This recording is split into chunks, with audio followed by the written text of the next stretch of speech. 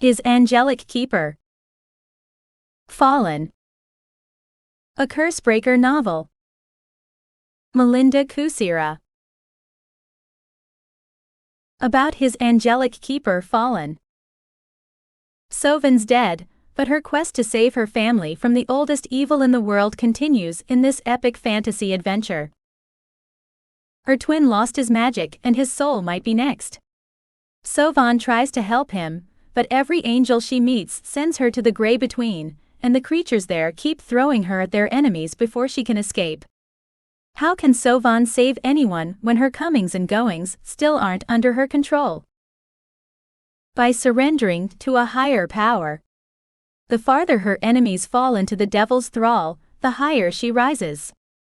But that increase comes at a cost. When the devil challenges her to a game, she must win. More than her family's lives hang in the balance. The war between good and evil is heating up, and one ghost-turned angel stands between humanity and the forces of hell. HIs Angelic Keeper Fallen is the third book in the HIs Angelic Keeper series, which chronicles Sovvan's rise as the angelic hero. Her world needs to combat demons. This series is part of the larger Cursebreaker series, and it includes some characters and places from its brother series. This is fantasy. This is just a gentle reminder that this book is a work of fiction. It's not doctrinal in any sense, nor is it in line with any religious teaching. This book speculates about how Christianity might express itself in our fantasy world.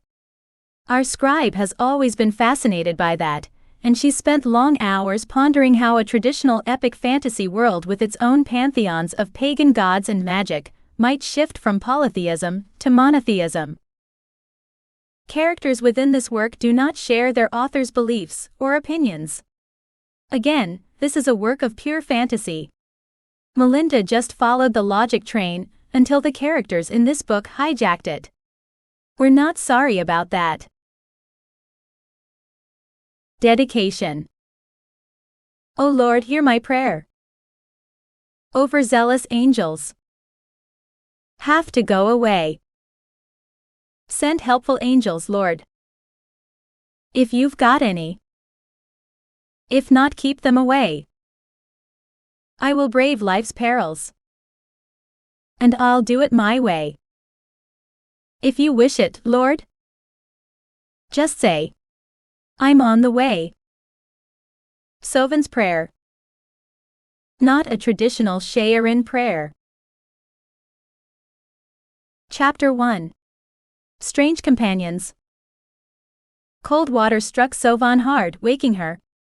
She only caught a glimpse of the pool before strong arms yanked her under. But she didn't see the gateway tunnel, the memory grove, Fae in dragon form, or anything that should be there. What had happened to Fae and the gateway? Sovvan vaguely recalled something hitting her back, then falling and nothing but blackness. A lot must have happened in between then and now, but she had no way to find out what until she met up with Faye again. I hope she's all right. Fortunately, she'd grabbed a breath first.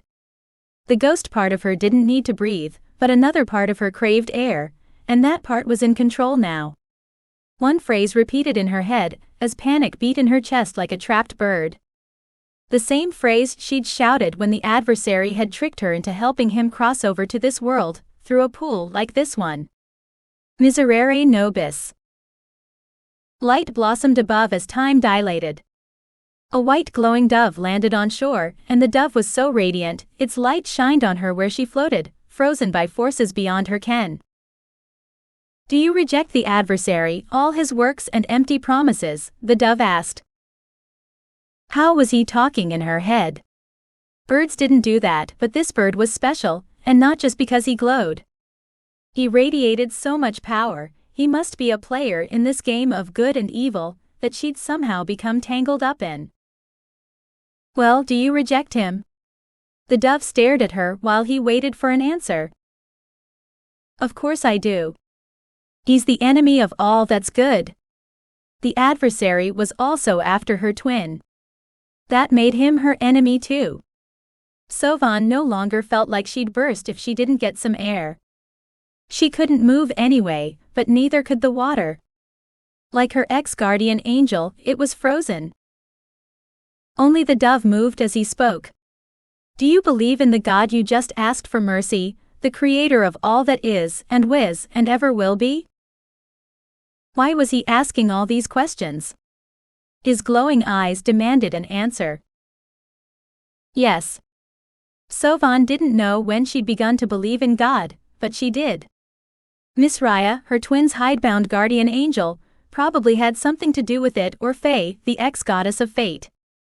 The two women were quite devoted to him. Do you believe in his only son, our Lord, who died to secure the salvation of all? The dove stared at her as if he could see through her. He has a son? For some reason, an image of JC holding a huge cross popped into Sovvan's mind. Was he the son of God? Miss Raya had said something about that, but she couldn't recall the details. I probably didn't pay attention. That angel used to lecture me every chance she got.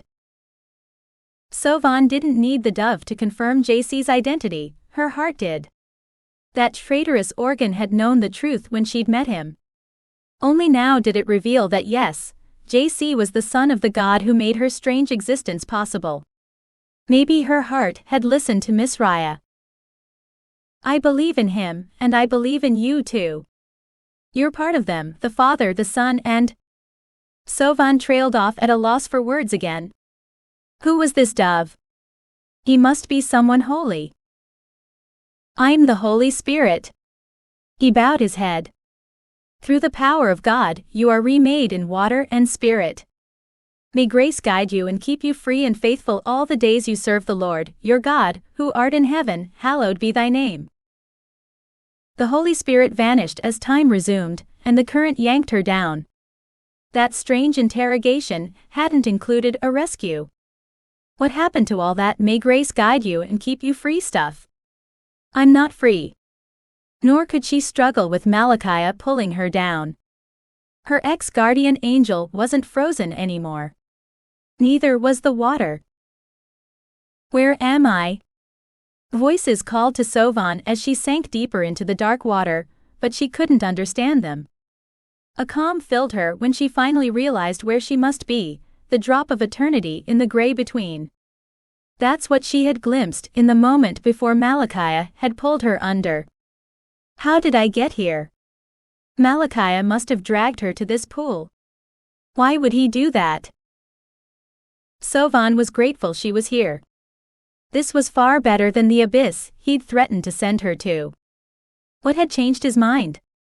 Probably not her sparkling personality. He likely had a new plan since she'd destroyed his last one. But why did his plans have to involve her? Why couldn't he just leave her alone, so she could figure out this whole afterlife thing without interference? Water swirled around them, whipping up a whirlpool that pulled them down into that liminal space between the gray between and the mortal world. Sovvan pictured her brother's face. If she had to go somewhere, then she wanted to go to someone who needed her. The water vanished and air replaced it. As had happened before, Sovvan slammed into a rainbow-hued shield, and it parted for her but not for Malachi. No. Malachi pounded a green scaly fist against the shield. What had her ex-guardian angel been doing? Sovvan couldn't see the rest of him, but she'd bet it was also becoming more insectoid than angelic. If that happened when an angel fell from grace, then she needed to avoid it. Becoming an insect wasn't on her to-do list, but saving her family was. Sovvan waved as she plummeted toward the ground. Well, that was convenient. Escape achieved. Now she just needed to stop falling. Thankfully, her soaked dress clung to her legs, keeping her modesty intact. Sovvan had planned to come back to this world, just not so soon. At least the heat generated by her fall was drying her clothes. She might not be a dripping mess when she landed. What had happened to Faye and the others? Had they survived the gateway's collapse? Did they know she had? Were they looking for her right now or mourning her destruction? She needed to find out, but first she'd check on her twin. Sarn had called her during the whole gateway takedown business, and he'd sounded like he'd needed her. What trouble had her twin gotten into now? Where was Mount Eredrin? Sovvan scanned the dark blurs below until a gold glow caught her eye. It was rectangular, and it was either floating, or it was partway up the side of a mountain. That glow must be the doors to Mount Eredrin. After all, they were luminous, and she didn't see anything else for miles around that glowed. A glowing chain appeared, and its other end disappeared into that mountain. Well, that answered that question. Sarn was in there, and that was where she needed to go. Sovvan tried to angle her fall, so she headed for those glowing doors. But she had a rough landing ahead of her. Luckily, she was quite durable. Being dead had its advantages. But the ground rose at an alarming rate, as the dark blurs became the enchanted forest that surrounded Mount Eredrin. A body slammed into her back. What the hell? Sovvan struggled as a scaly green arm wrapped around her waist. Damn, Malachiah had gotten through the shield. You can't escape me, girl, he shouted in her ear. Let go of me, you creep. Sovvan pried at his hands, but she couldn't break his grip. Her ex-guardian angel held tightly to her, as he flew through the giant, double-leaf doors of Mount Eredrin. How did you escape the agents of chaos? Malachiah searched for something, as he flew around the stalactites and columns in the tunnel. Wouldn't you like to know? Sovvan wouldn't tell him either. He'd never believe the truth anyway. Let him wonder what trickery she was capable of. Fine. Keep your secrets. Soon I'll know everything. His head kept turning as he scanned the ground 30 feet below, bringing his misshapen face into view. But there were only armed statues with glowing eyes and shadows down there.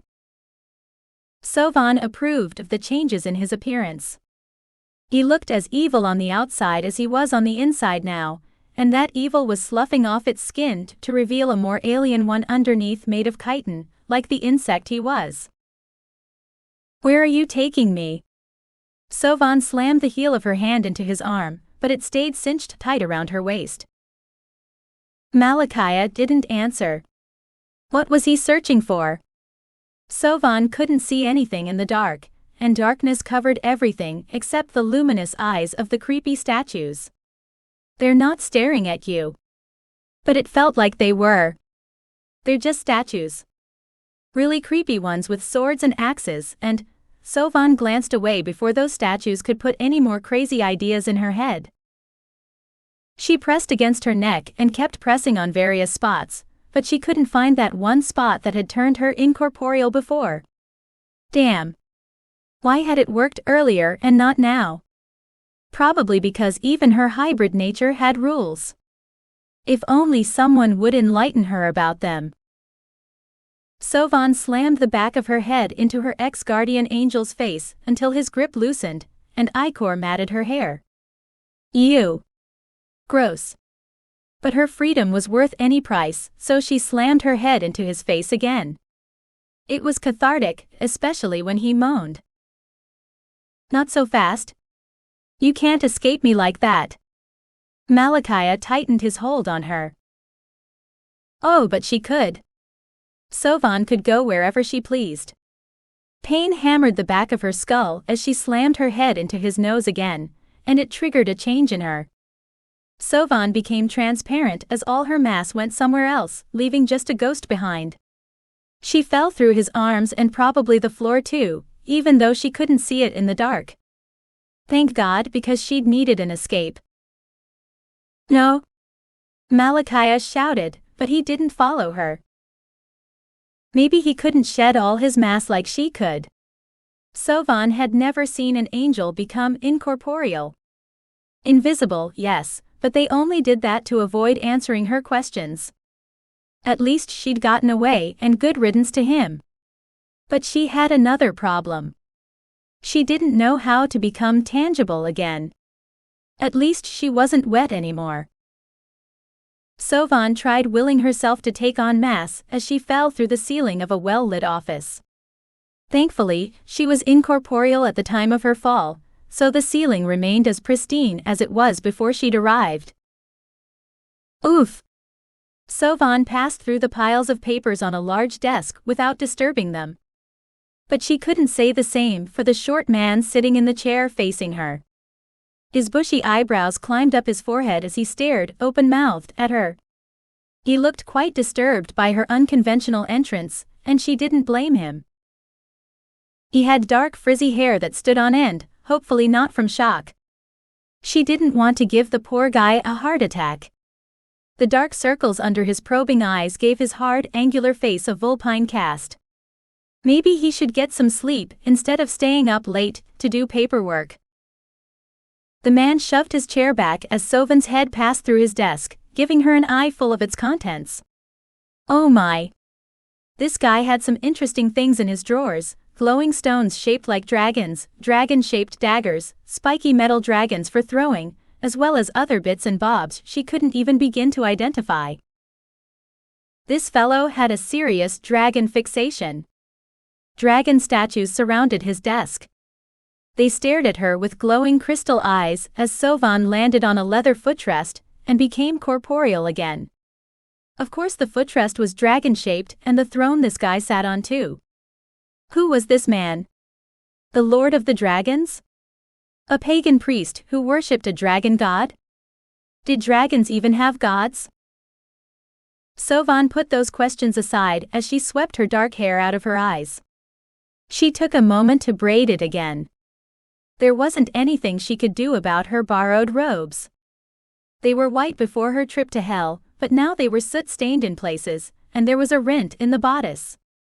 At least the violet trim at the hem and edges of the sleeves was still intact. She'd even managed to dry out during her fall. But she doubted she could pass for an angel, as tattered as she was. That was probably a good thing since she wasn't an angel, just some kind of weird hybrid, and he was staring right at her. Holy smokes, she was visible. You can see me? Sovvan grabbed his hands and squeezed them. He just stared at her, aghast, as if she committed some terrible faux pas. Uh-oh. Had she just escaped one set of troubles, only to land hip-deep in another? Chapter 2. The Search for Mom. What about Mom? What happened to her? Can you use your magic to check on her or prophesy or whatever it is that you do? Phelan elbowed Fedra when he sat beside her. She looked better than he did. There wasn't a mark on her, or the tunic and trousers that had replaced her impractical robe. When had she found time for a wardrobe change, and where had she gotten those clothes from? Phelan hadn't been wearing them when they'd left home. Even her black hair looked freshly combed and braided. That must be an illusion. Phelan must have lied about being able to cast them on herself, because there was no way she could look that good, after all the fighting and running and the imploding magical gateway thing. What are you staring at? Phelan touched her dark blue tunic. It clashed with her swirling red glowing eyes, and that was probably why she'd chosen it. You. Your clothes aren't soot-stained like mine. Nor are there any rips.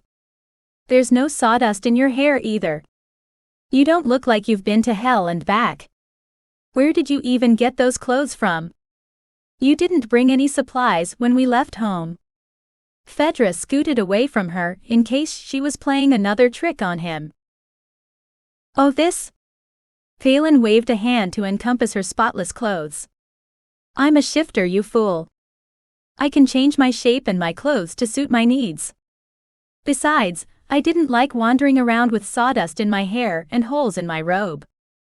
I have standards, you know. She folded her arms and turned away from him. Can you fix my clothes? Because I'm a hot mess. Fedra shook the sawdust from his hair, but the wind just blew it in his face. Sure. Let me put my claws on. Phelan's hand elongated, and red claws extended from her fingers. That's okay. I'll live with the dust. It'll come out anyway. You can put those away now. Phaedra moved to the other end of the fallen memory tree. It's your loss. Phelan let her claws sink back into her fingers, and she flexed them just to creep him out. Sisters, they were impossible sometimes. Can you look for Mom, or did the whole gateway takedown thing knock something loose in your head? Very funny. But it was a good question. Could he check the future for their mother? Phaedra rubbed his chest to ease a sudden ache there as he called up a flame on his palm, just like his mother would have done if she were here. I should have stayed in hell to help her. She hadn't given him a choice, and there was no point regretting that now. Mom had made her choice. And I've made mine. I'll find you, Mom. You do the same for me. But she'd probably do it with more violence. His mother wasn't a patient woman. Phaedra gazed into the fire, dancing on his palm. It didn't burn him because Mom was a fire goddess, so her children had some immunity to fire. He thought of his mother, but her image didn't appear in the flame. Instead, the fire winked out before he could see anything at all. Either the energies here were still too disturbed to view the future, or it hadn't settled on an outcome yet. Either way, Phaedra couldn't see anything until the future settled on a course. There was one other scenario, but he refused to consider it. His mother had lived many centuries. She couldn't be dead. His heart rejected the mere suggestion of that. Mom is still alive. He fisted his empty hands. You know that for a fact? Phelan studied his face, but her own remained impassive, betraying no hint of her thoughts. No, but I feel it here. Phaedra tapped his chest. She must be alive. We'd know if she wasn't. She gave up a lot of her powers, but someone would still have to take over as the final fate, right? Phaedra waited while his sister considered that. This wasn't something Mom had ever discussed, but it made sense. Damn it. He wanted that to be true. Phaedra thought of his littlest half-brother. Fair desperately needed his mother. We have to find her. We need to know what happened to her. He owed her that much for bringing him into the world and giving him the best life a son could have. Phaedra swallowed all the emotions those thoughts brought up. He didn't have time to deal with them. He could grieve later if grieving was warranted. What about Sovvan? Four asked, reminding them that their mother wasn't the only woman in trouble. The elephantine memory eater shifted from foot to foot. Who will help her? Phaedra caught his sister's eye and knew she was thinking the same thing. We can help her, but our family must come first. Phaedra pounded his fist into his thigh. Sovvan would understand. He had a feeling she would do the same if their roles were reversed. And if they saved their mom from certain doom, she might be in a good enough mood to forget all about their ill-fated trip to hell. Phaedra didn't want to be grounded for the rest of his life. What will you do? Phaedra asked Rachiel. He didn't know whether to hope the angel would stick around, or hope she'd volunteer to help Sovvan. Rachiel touched the sword sheathed at her hip. I guess I need to go report this.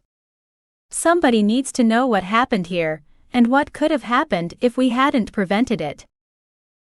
So, you're not going to help Sovvan? Who knew what her ex-guardian angel had planned for her? Phaedra hoped they could reach her in time to make a difference. He had a feeling she needed help right now, but she was on her own for now. I'm sorry, Sovvan. I'd like to help her, but I can't leave my post except to deliver that report, unless someone orders me to leave, and no one has. That's why I need to go tell someone and let them decide what to do now. Rachiel shifted her weight, and her white wings appeared behind her. What about you? Phaedra asked for. The elephant shook her head. I can't help you. My duty only encompasses the gray between and this place, and I also need to report what happened here to my people. What then? Will you help Sovvan? Fallen rested her chin on her fist and blinked to stay awake.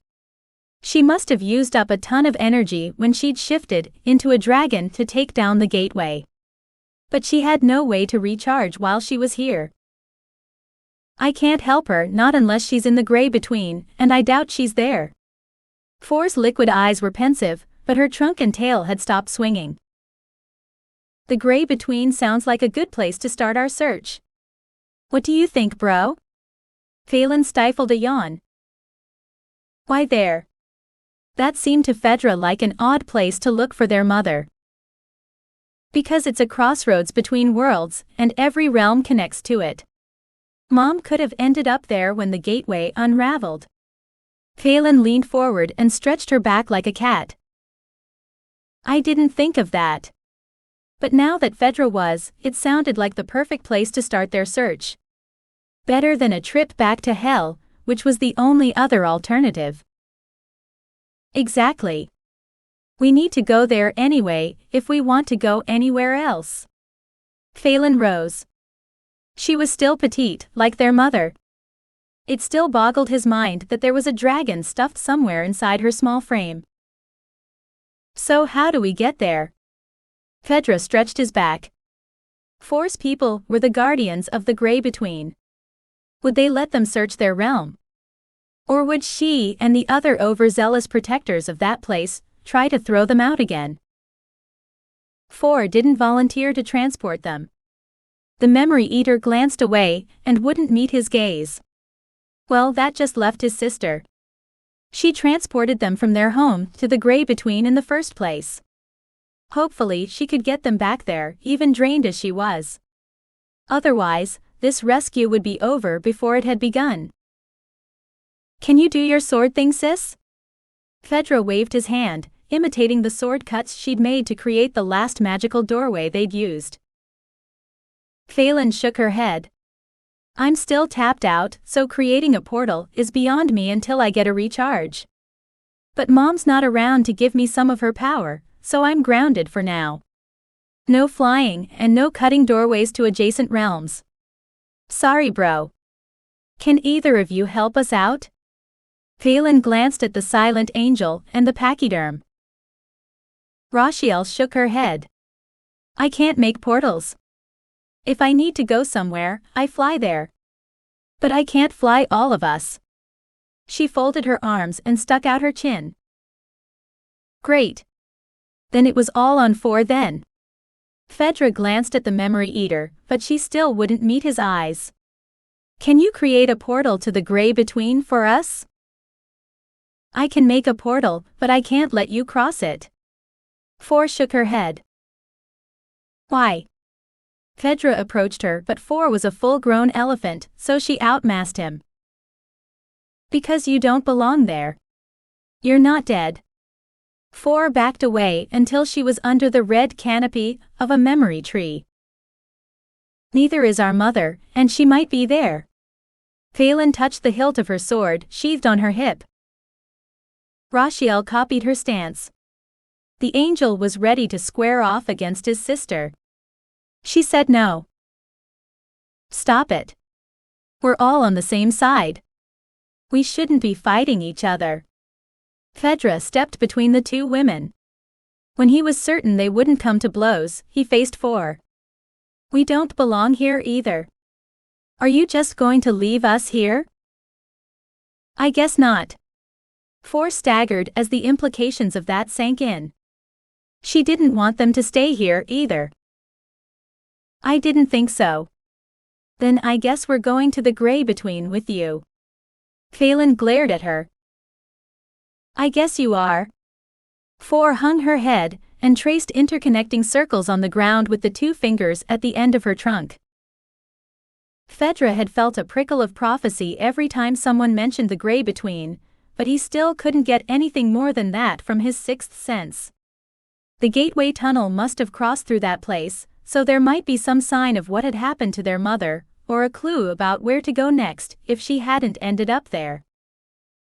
I hope we won't have to go back to hell anytime soon. Their last visit had been bad enough. Fedra had met enough of the psychotic half of his extended family to last him a lifetime. But he was in for a long wait if Four intended to take a full minute to draw each circle, since the spell called for 144 of them. Four paused and studied her work after she'd drawn only a dozen circles. Be patient. The energies are disturbed here, so it's taking me longer than usual to draw them into the portal spell. The Memory Eater bent to her task. But you can make it, right? Fedra shifted his weight from foot to foot. It was hard to be still when the people he cared about were in danger, but there was nothing he could do to help them until he got out of here. Yes, but it'll take time until the energy of this place settles. When we took down the gateway, it disturbed the natural flow of things. Four touched the ground with her trunk again. It also dumped a lot of magic into the system.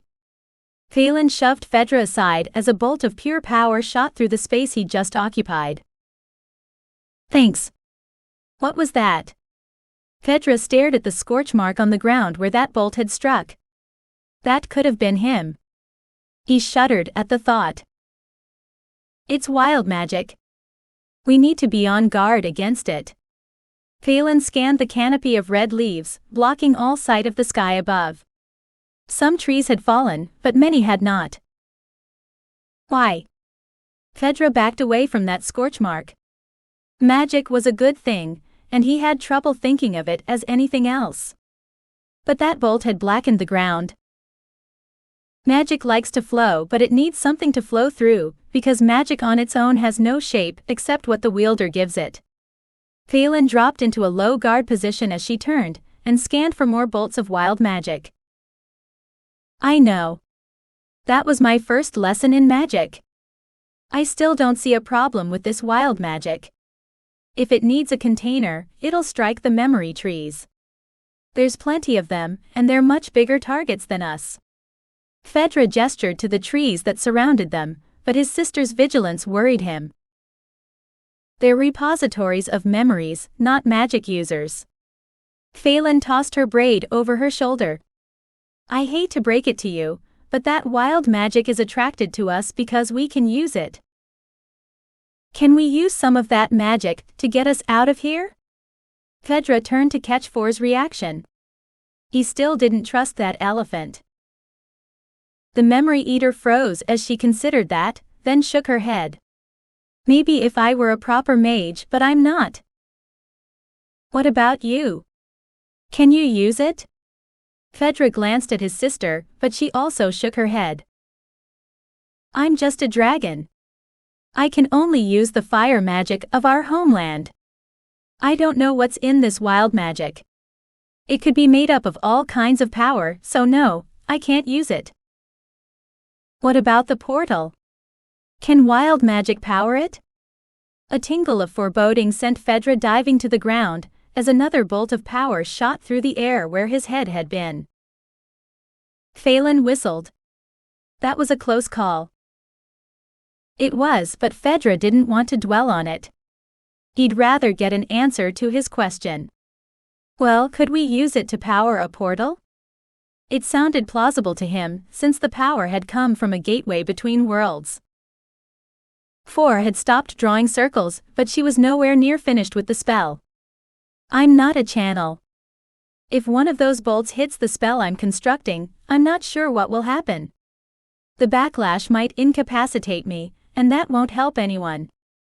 Four twitched her ears as if she heard something. Let's stick to the original plan. She bent and traced another circle in the dirt, then stepped back and admired her work. Was she deliberately stalling? It was possible. Fedra didn't know much about memory eaters. But there had to be a way to speed things up. Look out! Phelan shouted. But her warning came too late. The bolt struck Fedra square in the back before he could dodge, and the world went white as pain lit him up from the inside. Mom was on her own. He couldn't save anyone until the wild magic stopped bouncing around inside his body. Chapter 3. An Argument of Angels. As Sovvan waited for an answer, she noted his hands were half the size of hers. But she was an uncommonly tall woman, so she towered over the mysterious man. "Of course I can see you. Who are you? How did you pass through solid stone?" The man jerked his hands away from her like she had a contagious disease, and he didn't want to catch it. Maybe she did. Sovvan had died, become a ghost, escaped the gray between a bunch of times, lost her memories, regained them, grown a pair of supersized dove wings, then lost those wings when an angel had hidden them. She could have contracted a strange disease during her travels between worlds. "I'm Sovvan. Your second question is harder to answer because I'm some sort of hybrid." Sovvan shrugged and attempted to rise until he stopped her just inches from the bottom of the desk. Oh right. She was corporeal again. She could hit things if she wasn't careful. He kept his hand in place to prevent her from hitting her head as Sovvan crawled out from under the desk. How kind of him. "Why are you staring at me?" Sovvan smoothed her ankle-length dress as she rose to her full height. He was at least a foot shorter than her. She felt like a giant. "Is there something on my face?" Sovvan rubbed her face, then glanced over her right shoulder and then her left. "Are my wings showing?" She didn't see them, but that didn't mean he couldn't. She didn't know anything about him. He could have magic powers for all she knew. The man opened his mouth but nothing came out. "What is it? What's wrong?" Sovvan tugged at her sleeves. Maybe she should find her twin and leave this poor fellow alone. He'd probably had one too many shocks today. "You look like someone I know." The man sat down on his dragon-shaped throne. He gripped the dragon head armrests when she laughed. "Oh, is that all? I thought my wardrobe had malfunctioned." "I'm glad it didn't." Sovvan waved off his rudeness. "You said I look like someone you know. Would that person be a tall, brooding fellow of around 20, with glowing green eyes, who goes by Sarn? If so, could you tell me where to find him?" "Are you two?" His voice trailed off. "Are we related?" "Yes, I'm his long-lost but recently found sister." "It's all rather complicated." Sovvan fiddled with her sleeves. "So, you don't know where he is?" "Not at the moment, no, but he's supposed to show up for work soon." "Oh, I could." Sovvan started to say that she could wait for him when Malachi grabbed her from behind. Where the hell had he come from? How had he found her so fast? Malachi wrapped an arm around her neck before she could stop him, and he choked her until she was as translucent as he was. "You can't escape me, girl. I made a deal, and I will fulfill it." "You won't win. The adversary couldn't take me 14 years ago, and he won't today either." Sovvan clawed at his hands as he dragged her through the desk. "Don't interfere," said a woman from behind the dragon-obsessed man. She was invisible, but the woman sounded like another hidebound angel Sovvan knew, but Miss Raya wasn't here. The woman's voice was too mellifluous to have come from a human, anyway. "Who are you?" the man asked from his dragon throne. Sovvan hadn't gotten his name, but he wore the same green uniform as her twin brother, so he had something to do with the Rangers of Mount Eredron. Otherwise, how could he have known about Sarn? "I'm Alessaraya, your guardian angel. I'm sorry we met this way. But you can't interfere with this, and neither can I." "Why?" The man tried to rise, but a transparent hand landed on his shoulder, pinning him to the chair. The rest of his guardian angel was still invisible though. But Sovvan wouldn't be surprised if she was another one of those annoying warrior angels. This new angel reminded her of Miss Raya. Sovvan rolled her eyes as she struggled. "Because he was my guardian angel before he took up with the adversary. But maybe you can help with that." "With what?" the man and his guardian angel asked. "With the adversary. Those two needed to keep up with current events. Sovvan elbowed her captor in the stomach, but that blow had no effect on him. Damn. Malakaya walked through chairs, filing cabinets, tables, and dragon statues as if they weren't there, and he dragged Sovvan through them too. Nothing hindered him. Nor did he touch anything he walked through. This wasn't normal behavior for an angel. None of the other angels she'd met had reduced their density enough to pass through solid objects. This new development disturbed her. Her ex-guardian angel was already a lot stronger than her, and more powerful. He's here? The dragon-obsessed man and his guardian angel said at the same time. His spirit is and, Sovvan broke off when her ex-guardian angel tightened his grip on her throat. But she didn't become incorporeal enough to slip from his grasp. How could he prevent that? Shut your mouth.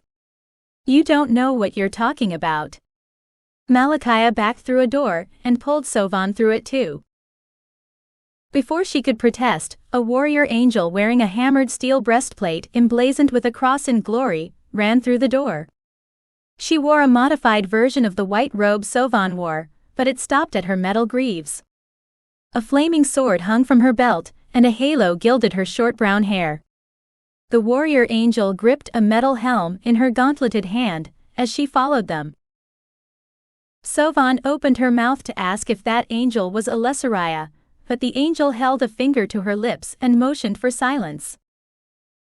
You can see me? The warrior angel asked.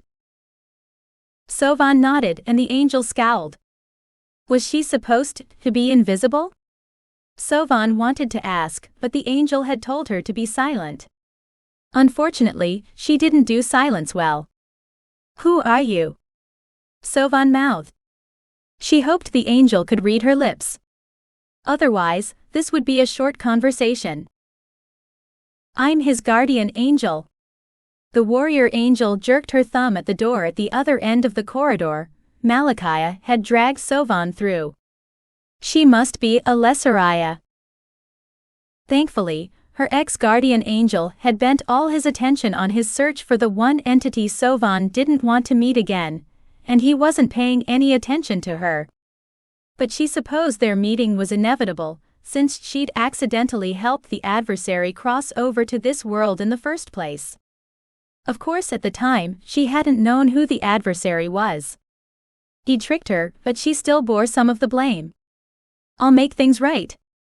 I'll send him back to hell where he belongs. He's looking for the adversary, right? Alessariah glared at her with violet glowing eyes. Since every angel she'd met had the same luminous eyes, her glare wasn't intimidating. But Sovvan nodded anyway, because it was the truth. Aren't you going to help me? Alessariah shook her head. I can't. He's your guardian angel. I can't interfere with his business, even if it is infernal. But that warrior angel didn't look sorry. She gripped her sheathed sword as she followed them. Who are you talking to?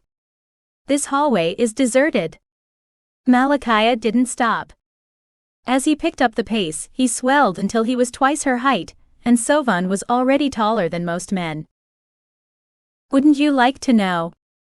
Maybe I was talking to the army of angels who are coming to rescue me. Sovvan pulled on Malakaya's arm, but she still couldn't break his grip. Neither could he hear Alessariah, so that was a potential advantage, just not one Sovvan could take advantage of right now, since Alessariah refused to help her. Malakaya laughed. There's no army coming for you? You're a mistake. None of the other angels will care if you're gone for good. He'd become corporeal again, and so had she. They could no longer walk through solid objects like the statues lining this corridor. Maybe her ex-guardian angel could only become intangible for short periods. Sovvan didn't have any such constraints, but she had been a ghost until she'd become angelic. Unfortunately, he was also right. The few angels Sovvan had met hadn't known what to make of her. No one would come to save her, so she'd better save herself. She tried to grab the weapons from the statues she passed, but Sovvan couldn't pull any of the maces or swords from their hands. They glared at her with glowing crystal eyes for trying. For some reason, all the statues under the mountain depicted people and creatures fighting. The builders of this place had strange ideas about proper decor. The Lithirians said the magic she wasn't supposed to have. It had been quiet since the whole portal to hell takedown thing, but that power hadn't been much help during that episode either. This magic only helped when it wanted to, and it didn't want to help her right now. Nor did she know where it had come from. Her twin was the mage. Sovvan tripped over some rubble. Had a bunch of walls collapsed? Because stones piled up into small mountains to her right and left. Malachiah just kept striding along as she struggled to get her feet under her. Let go of me, you creep. Sovvan stumbled up the side of another heap toward a giant hole in the floor that was large enough for a dragon to fall through. Where are you taking me? She slammed the heel of her hand into his arm again, but it stayed cinched tight around her waist. When he didn't answer, Sovvan pressed against her neck and kept pressing on various spots. But she couldn't find that one spot that had made her go incorporeal before. Damn. Why had it worked earlier and not now? That was so unfair. Sovvan tripped over some more rubble and managed to slide through his grip that time. But Malachiah grabbed her arm before she could scoot away from him. He twisted her arm behind her back in a joint lock and forced her to rise.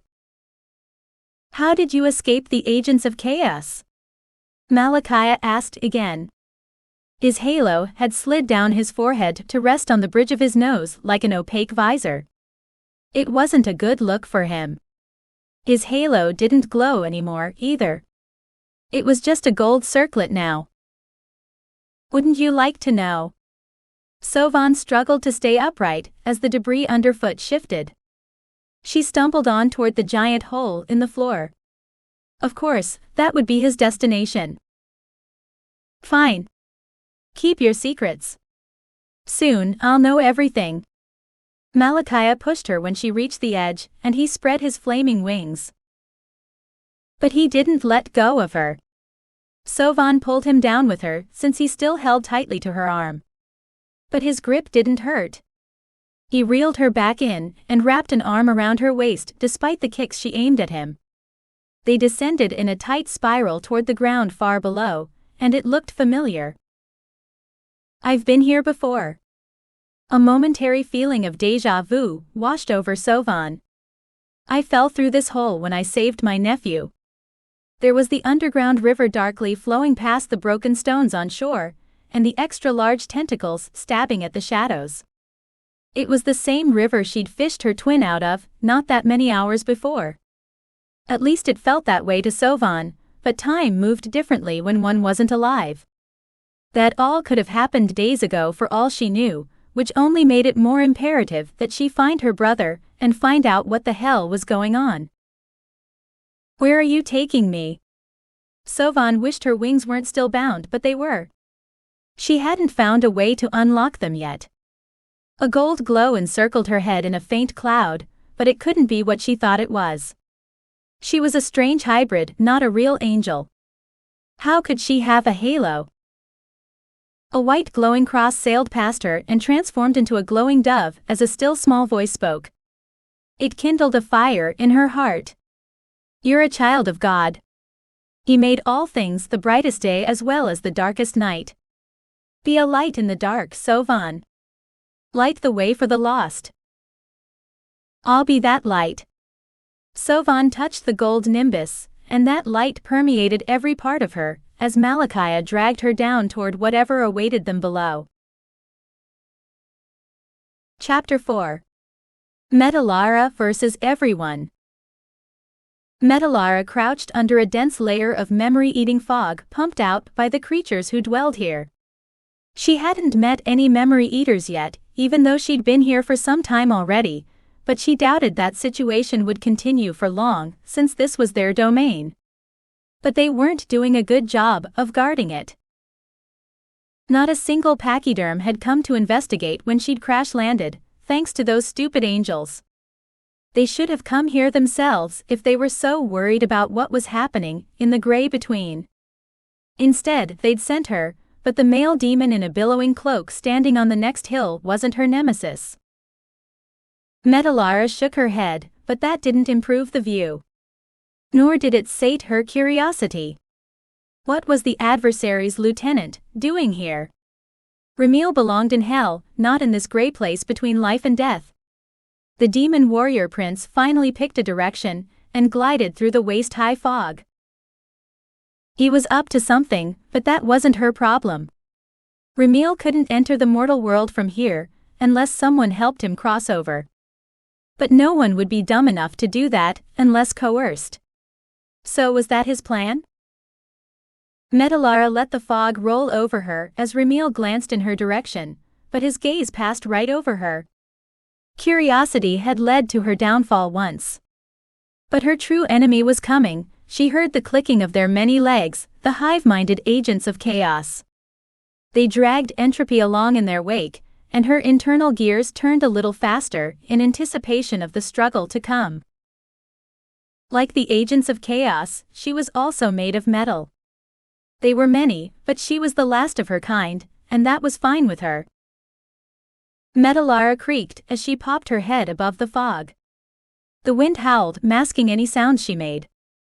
As Ramil sped along, his cloak stretched out behind him, revealing plate armor on his chest, arms and shins, and a short skirt made of layers of leather strips that was one step up from a loincloth. It was an interesting fashion choice, but he still wasn't her problem. Where are you going, and why are you in such a hurry to get there?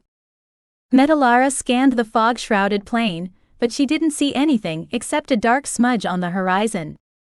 Was that his destination? Ramil stopped, spread his arms, and shouted something to the Thunderheads building above, but Metalara couldn't hear what he said. Why did you stop? You don't know I'm here, so you aren't talking to me. What are you looking at? Against her better judgment, Metalara crept closer and grimaced at every creak of her articulated rose-gold body. There was still no way a statuesque woman made completely of metal parts with a pair of razor-sharp wings folded on her back could move silently, but she tried. The agents of chaos had the same problem. Their wings buzzed, and that buzzing grew louder as they approached. Were they coming to challenge her? You're not part of the order anymore. You don't need to fight them, Metalara realized, and she froze because that was true. A tendril of fog curled around her neck like a collar. The order had left her to rust. Shonofar and her bow hadn't wound her up out of friendship, but she didn't owe them anything either. I could walk away. This doesn't have to be my fight anymore. Metalara raised her hand, and thin ribbons of fog slipped through her rose-gold fingers. But that was her purpose, to stop the agents of chaos and restore order. Go. Do what you were made to do. This is all the help I can give you, the angel, Shonofar had said as she'd thrown Metalara at the gray between. Then that angel had shouted to a person named Sovvan to hang on because help was on the way. Had she hoped I would help this Sovvan? Who the hell was Sovvan anyway? Out of the corner of her eye, metallic insects scuttled out of the fog by the hundreds, cutting short her introspection. What were they doing? The agents of chaos weren't close enough for her to tell until they stacked up into a clockwork creature like her. But she was one entity, and those hive-minded creatures were legion. Metalara crouched until the fog hid all but her pink glowing eyes. But she needn't have bothered.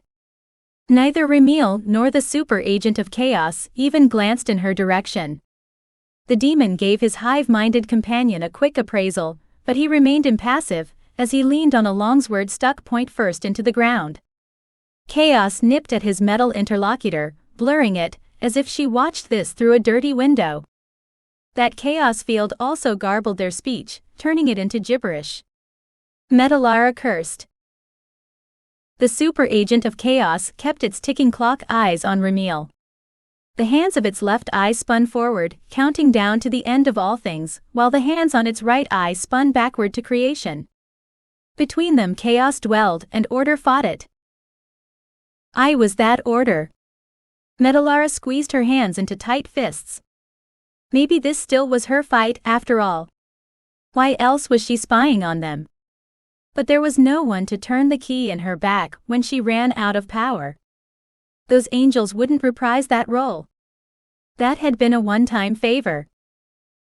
Why are you both here where all roads, be they cosmic, physical, or magical, cross?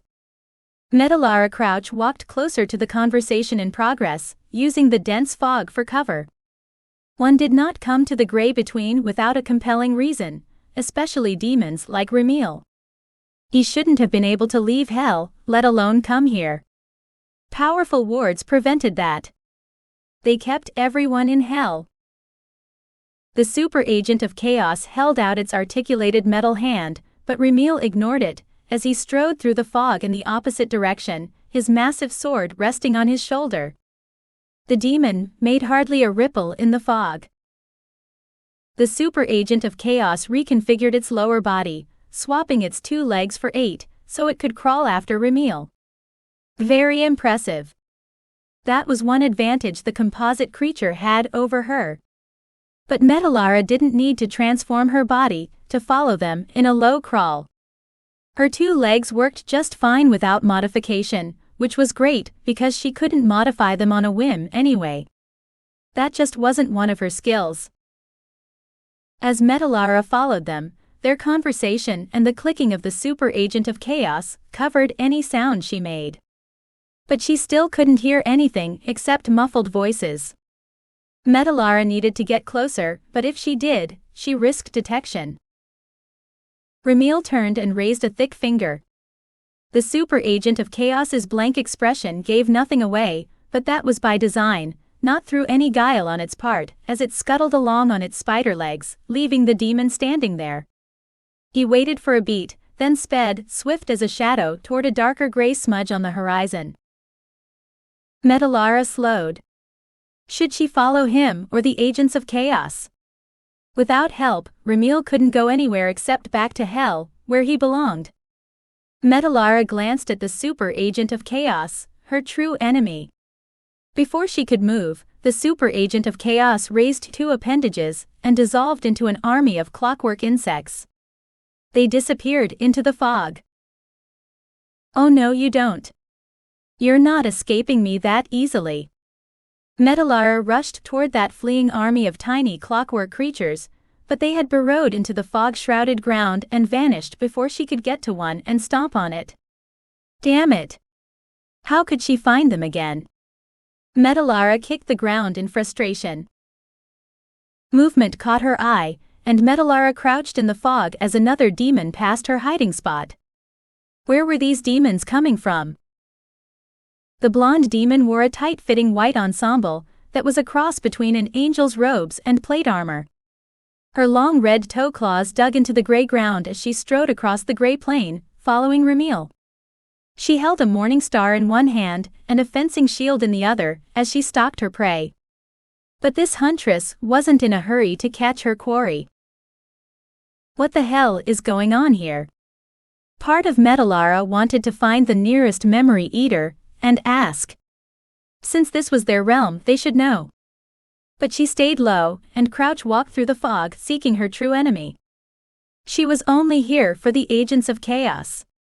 Everything else was irrelevant.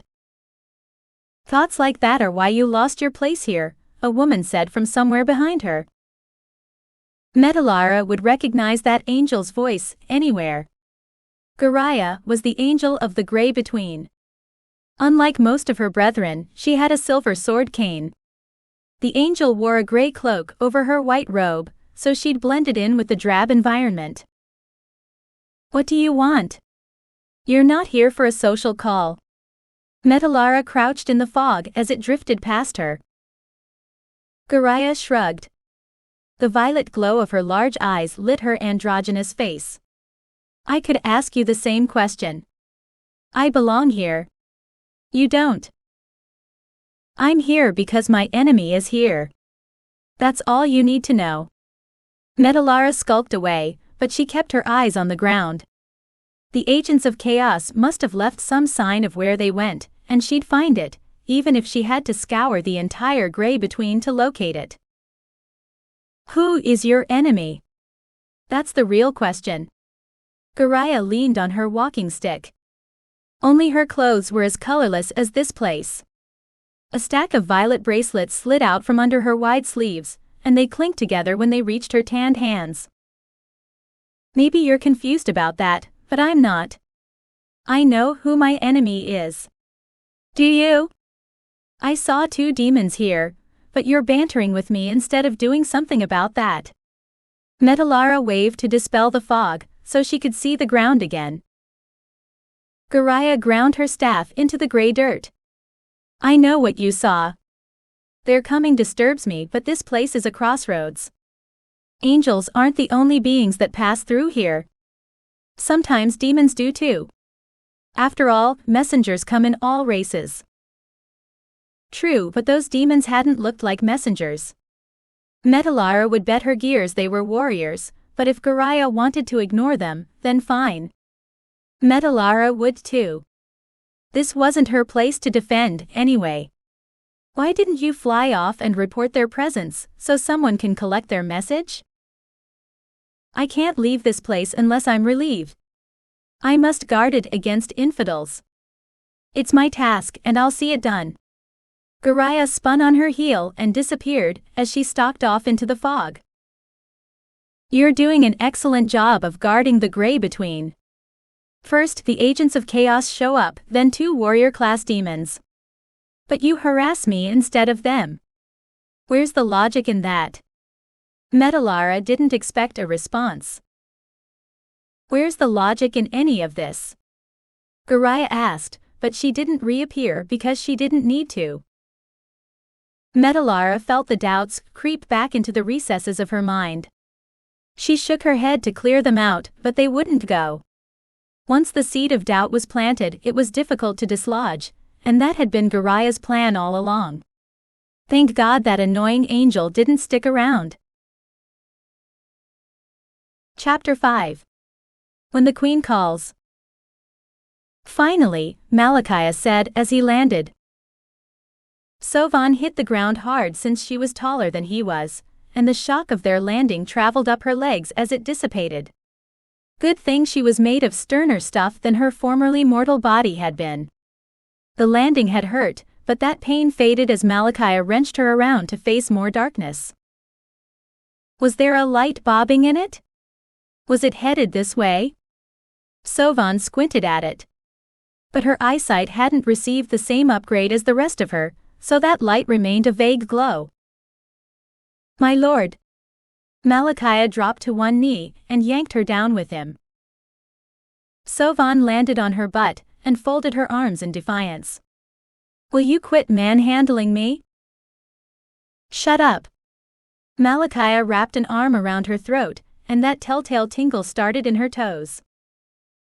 Sovvan bit her lip to hide a triumphant smile. That's right. Keep squeezing. If he kept that up, she'd become intangible enough to slip from his grasp until she had a plan to deal with her ex-guardian angel. Malachi was too strong for her to take on alone. But I'm not alone anymore. I have Faye, the ex-goddess of fate, and Phaedra and Phelan. All 3 were powerful allies. With their help, she could defeat Malachi. She just needed to find them first. But Malachi must have realized the effect he had on her, because he loosened his grip, and that tingle faded. Damn. Well, at least Sovvan knew it would work. She just needed to slide her hand under his arm and press on that spot. But he caught on to her plan. Malachi seized her wrist and pinned it to his thigh. Not what she'd been going for. But he was out of hands now, and she still had one free. Sovvan stabbed at where she thought his eyes were, but she missed because he sat behind her. She'd misjudged their location. Damn it. Malachi bit her hand instead. Ouch. Blood trickled down her hand from the smarting bite. Sovvan wondered if it was lavender, as a light blossomed in the darkness, illuminating piles of debris and a patch of a familiar stretch of river. What were the odds of ending up back here again? Light wrapped around a giant negative space wider than she was tall, and Sovvan stood over 6 feet in height when she wasn't forced to sit on her butt on the cold ground. Flames wreathed a giant black skull that wasn't made from the normal substance bones were usually made of. The skull held a black rope between its gritted teeth, and that rope split into 2 ropes that protruded from 2 beings. One was a man-shaped blob of viscous black fluid, and the other was a skeleton in a dark cloak and the white robes of an angel. But she didn't have a halo, sword, or wings. The angel stared at Sovvan with the same luminous violet eyes all the angels had, and she extended a bony hand to her. "Free me." How could she do that when she was a captive herself? Sovvan stared at the angel in tattered robes and couldn't get her mouth to work. The giant floating skull of doom reshaped itself into a faceless man in a black cowl and robes, but his body ended in a black cloud. In his hand, he held the rope attached to his 2 captives, like it might break if he squeezed it too hard. "My lord, I brought you the gift I promised." Malachiah rose in one fluid move and yanked Sovvan up by her arm.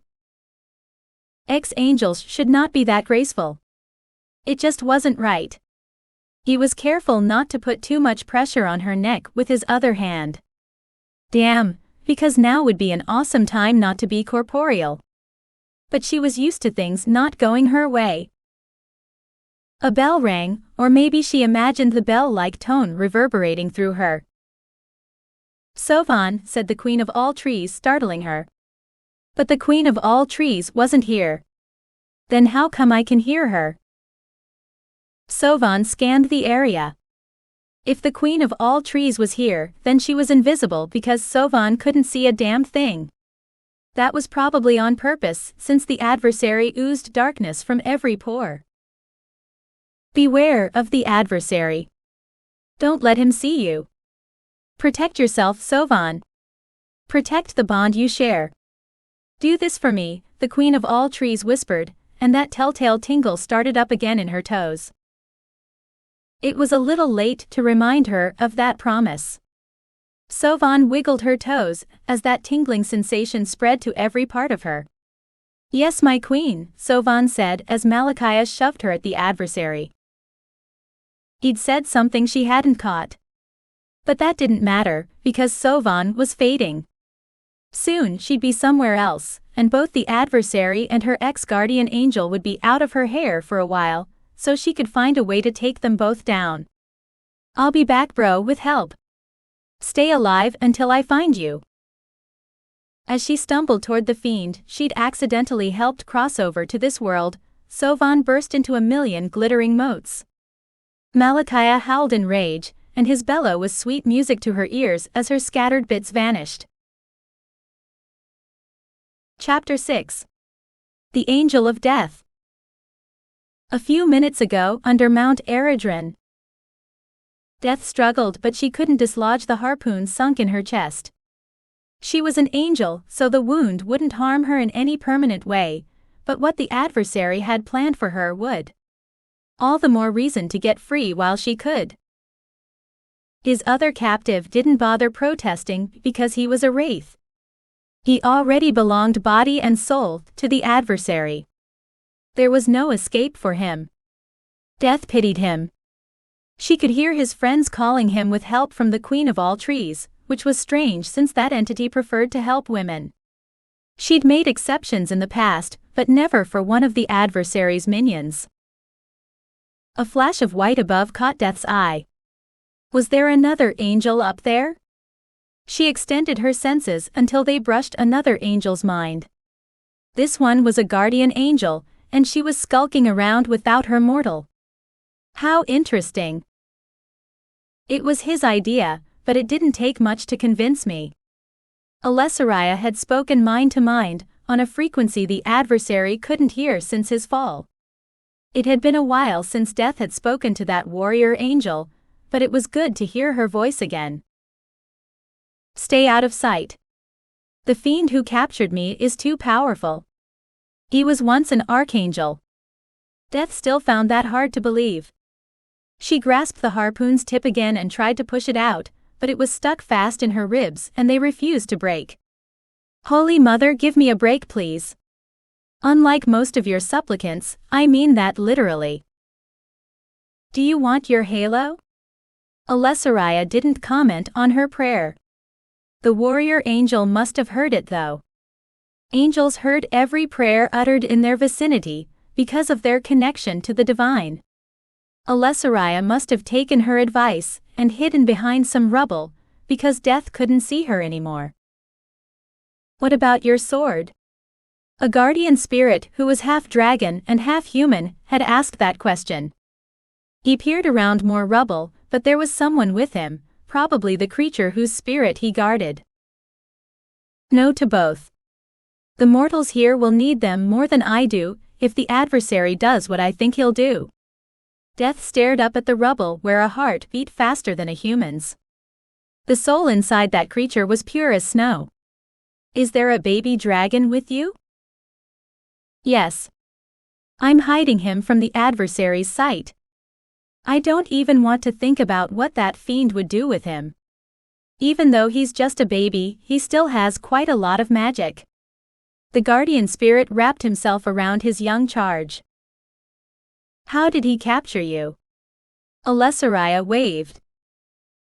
I was overconfident. I thought him nothing more than a jumped-up specter. Turns out he still has a lot of his powers, even in his spirit state. Death tugged on the harpoon again. I could free you. Alessariah stepped out of cover. No, he'd just capture you too. If he managed to break the bond with your chosen mortal, he could release a lot of power. I'd rather that didn't happen. The adversary's already too powerful. Death tried to become incorporeal but couldn't, because of the harpoon in her chest. It anchored her to her physical form. She wriggled like a bony worm on the devil's hook and hated how much the adversary enjoyed that. Death glared at him, but the adversary only had eyes for the plucky hybrid angel girl, Sovvan. Well, to be fair, that girl was feisty, and her insectoid ex-guardian angel had had a devil of a time subduing her. You go, girl. Give him one for me too. How will you escape? Surely you're just as dangerous as a captive. Alessariah ducked behind something on the level above Death. That was true. Death needed the archangels, Charontis, Shonofar and the others. Singly, they couldn't defeat the adversary, but together they might drive him out of this world. But they were in heaven. How could she get a message to them? Alessariah couldn't go there to pass on a warning. She needed to stay with her mortal in this world. But the mortals here would be much safer if the adversary left. Alessariah waved again, and her gauntlet flashed as it caught the light of her halo. Get him to take you to the gray between. Lots of angels of all ranks go through there all the time. It wasn't a bad idea. The adversary would be more powerful there than here, but so would she and so would any angels who helped her. You might be right. How could she convince him to go there? Death considered that as Malachiah finally caught Sovvan's hands. Death realized it had been several minutes since she'd last struggled to free herself. She couldn't go far with a harpoon through her chest. But she tried, so the adversary didn't notice her scheming. Flames wreathed the adversary's giant black skull, and Sovvan's eyes widened as he morphed back into a faceless man in black robes that ended at a black cloud instead of legs. Because he didn't need legs. He was a spirit, and spirits didn't walk, they flew. The rope he'd gripped with his teeth in his other guise dropped into his hand, and he bowed to Sovvan. What's your name, girl? Her name is Sovvan. And I'm Malachiah. He bowed awkwardly since he sat on the ground with an unhappy Sovvan on his lap. He still had the girl's hands pinned in place. Sovvan was exactly what Death needed. That girl could go knock on heaven's door and arrange a rescue. I just need to get the adversary to the Grey Between, and Sarn's sister too. Free me. Death stretched out a bony hand to Sovvan. But Malachia rose in one fluid move, and yanked Sovvan up by her arm and out of reach. Damn. My lord, I brought you the gift I promised. Sovvan was part angelic now, so Death took a chance. Sovvan, she sent on her tightest mental beam, and hoped Malachia hadn't heard her. Alessariah would, but that was fine. They were on the same side. Sovvan didn't react. She was still trying to escape her captor. Maybe she hadn't heard. That's strange. She heard me before. But she spoke aloud instead of replying on the same wavelength. She might not have the knack yet. Give her time. Alessariah peered into the enormous hole above Death's head. Will you quit doing that and hide before he sees you? Death fought the urge to roll her eyes. Younger angels could be so inquisitive sometimes. What gift? The adversary scratched his head with the hand not holding the rope attached to his two captives. It was a valid question since he made a lot of deals. Most people who made deals with the devil didn't deliver what they'd promised. Death had sent enough unlucky souls to the devil to fulfill the contracts they'd stupidly signed over the centuries. The point of the contract was to gain possession of their soul, not to give them something. The adversary wasn't that generous. But Malachia hadn't received that message. You need a body to incarnate. I brought you one. Her. Malachia shoved Sovvan toward the adversary, and she burst into a million glittering motes. Good girl. Death felt the Queen of all Trees' hand in that, but she wouldn't have been able to grab Sovvan if that girl hadn't made a deal with her beforehand. A chess piece dropped to the ground right where Sovvan had been standing. It was the castle piece. Was the Queen of all Trees playing a game against the adversary? Or was Sovvan? Malachia howled in rage until he got control of himself. I'll get her back. He ran his hands through his hair, only to find he had none anymore. His hands swept over two lumps on his hairless head. He had the beginnings of horns to complete his demonic ensemble. No need. She served her part. The adversary waved his free hand, negating that idea. But she was to be your vessel, so you can incarnate. She won't work for that, not anymore. She's become something I wouldn't want to inhabit. The adversary shuddered at the thought, and that gave Death an idea. Malachia stared at him in shock, and took a step back when the adversary roused from his reverie. Who will you use in her place? Before the adversary could speak, Death cut in and prayed she was convincing. If she could carry this off, she could get the adversary away from Mount Eredron and closer to the angels who could stop him. Lord, please help me convince him. He's killed too many here. Help me stop him. At least in the Grey Between, everyone was already dead, or a supernatural being. It was much safer for all to fight him there. Why do you need another body? Is yours not good enough? You used to be an archangel. Why do you want a lesser being as your vessel? Let him think she was as vain as he was. The adversary laughed. I don't. I'd much prefer my own body.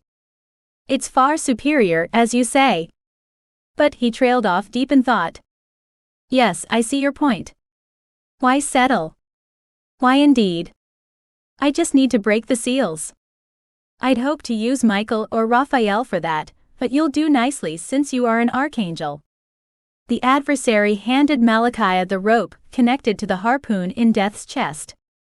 Take them to the Grey Between and rendezvous with Ramil for the next stage of my plan. But Death was too shocked to listen. She'd forgotten the seals were in the Grey Between. It was the crossroads between worlds. Could he break them? Had she gone too far? Where are you going? Malachi gripped the rope in his hands. To get a really big spiritual crowbar. The adversary waved, then sang as he flew away. Come, sinners, to your dark father fly. Witness my rise with tears in your eyes. Glorify me, the father of lies. Come, sinners, I claim you, you are mine. Lord, forgive me. I may have doomed us all. Death watched him go. Her fate and the fate of all the realms rested in the hands of a fallen angel, loyal to the devil. Malachi lifted off and flew through a window, sending shards flying. He dragged Death and her fellow captive behind him into the spangled sky, toward the doorway to the gray between. Can you delay him? Alessariah stood framed by the broken window below, waiting for an answer. The warrior angel had heard everything, but Alessariah couldn't leave her mortal to help, not while the adversary was flying around under the mountain in search of a spiritual crowbar. Whatever that was. Death struggled, but that didn't even slow Malachi down. Maybe I can delay him when we get to the gray between. I might have more options there. Alessariah waved, then disappeared inside the mountain. I wish I could help you, but I can't leave my mortal. However, I can tell every angel I meet. Maybe one of them can help you. Maybe, but Death doubted it, because any angel on the mortal plane would be a guardian angel, or an angel guarding a place. Neither one could leave their post. But there might be angels in the gray between. Don't lose hope. This isn't over. Alessariah was just one more dark blur among many, as the ground sailed away. But that warrior angel was right. It wasn't over yet. Death had been caught but not beaten. Chapter 7. If I only had some wings. When Sovvan opened her eyes, she was falling. Oh no, not this again. She flapped her arms, but that didn't slow her fall. I'll punch you, Miss Raya, the next time I see you. This is all your fault. That infuriating angel had bound her wings. Hands grasped her flailing arms and jerked her to a stop before she hit the ground. Thank you. Sovvan glanced up at her savior and sucked in a shocked breath at the black bat wings keeping them aloft. They were attached to a man-shaped sack of black fluid. Okay, now she'd seen everything. What are you? I was about to ask you the same question. I've never seen an angel, but don't your kind usually have wings? The smooth oval of his face creased in a frown where his mouth would be. They do, and I would too if a certain angel hadn't taken mine away. It's a long story. Sovvan didn't feel like telling it, especially to a stranger. Should she struggle to free herself or just hang there in his grip? He wasn't hurting her, but he didn't have any facial features to read, so who knew what he was thinking? Perhaps she should throw the question he'd asked her back at him. After all, turnabout was fair play. What are you? Sovvan brushed a lock of hair out of her eyes. Her gut said he was one of the adversary's minions, and he certainly looked the part. That doesn't matter anymore. He lowered her until her feet touched the ground. When he let go, the darkness veiling his face lightened, revealing a conflicted man with soft brown eyes. He shook his head, and the veil of darkness covered his face again as he turned and flew away, leaving her speechless in the middle of a war zone. The stars cast a cold light on the enchanted trees that lay moaning on the ground to her right and left. Their huge trunks heaved as if they were struggling to breathe. But enchanted trees didn't breathe, not unless a lot of things had changed in her brief absence from this realm. Maybe they were trying to take in magic from the surrounding area. That made more sense than a bunch of giant plants needing air to breathe. The land felt like it was dying as Sovvan dropped to one knee and scooped up a handful of dirt. It turned gray in her hand and slipped through her fingers to fly away on the breeze, tugging on her messy braid. There was only a little magic left in this land. Sovvan didn't know how she knew that, but she felt it in her bones, and that knowledge scared her. It wasn't something she should know. She wasn't a mage, her brother was. Oh. Sovvan dusted herself off as she rose. She'd dropped into the middle of something, but didn't know what until a white glow made her turn. Behind her stood the Queen of all trees, as regal as ever, but her crown of silver glowing leaves looked tattered and some of her branches drooped. Either the Queen of all trees was shorter, or her eyes were playing tricks on her. Normally, the Queen of all trees stood over 1,000 feet tall, but she was only a quarter of that now. Her trunk wasn't its usual burnished silver either. Sovvan backed away in shock. You brought me here. Why had the Queen of all trees done that? Sovvan couldn't think of a single reason why the Queen of all trees would have summoned her. Nor was the Queen of all trees in a hurry to explain. She just stood there. Was she studying her? It was hard to tell since the Queen of all trees, for all her grandeur, was still a giant tree who could talk if she chose. But the Queen of all trees had no face to read. Why did you bring me here? And what happened here? Sovvan gestured to the dying trees. She hadn't known enchanted trees could die. What would protect Shayari from danger if they all disappeared? Sovvan wiped a tear from her eyes. Damn it! They weren't supposed to be fallible.